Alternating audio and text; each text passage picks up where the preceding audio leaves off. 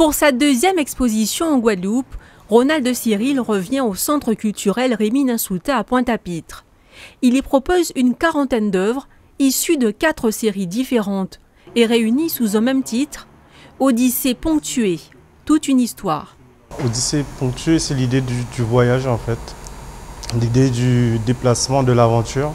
Donc ça s'inspire un peu de l'idée du voyage d'Ulysse. Et puis après, Odyssée de la peinture, Odyssée des tentatives, Odyssée de la recherche, Odyssée de la vie. Donc en fait, finalement, dans cette expo, il y a plusieurs formes d'Odyssée. Ronald de Cyril n'hésite pas à explorer différentes techniques sur différents supports, mais son univers reste le même. La nature y est très présente, en souvenir de la Dominique, où le plasticien a passé une partie de son enfance. Mais elle prend souvent une dimension métaphorique pour dénoncer notamment les travers de la société actuelle. C'est un paysage qui est souvent habité de personnages ou d'animaux. Donc je parle de bestiaires.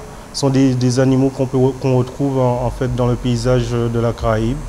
Donc par exemple, il y a l'un des personnages, le chien, qui s'inspire du chien créole avec un museau, mais qui quelque part évolue. Donc quelque part il devient un peu par moments oiseau. Ce fameux chien créole est aussi sculpté ou intégré à une installation qui accompagne la série L'Envolée, composée de dessins réalisés au crayon de couleur sanguine. L'ensemble de l'exposition forme un tout qui, selon Ronald de Cyril, pourrait se lire comme un conte créole.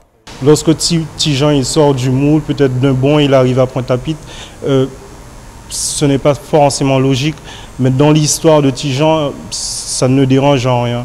Et c'est d'où finalement cette liberté de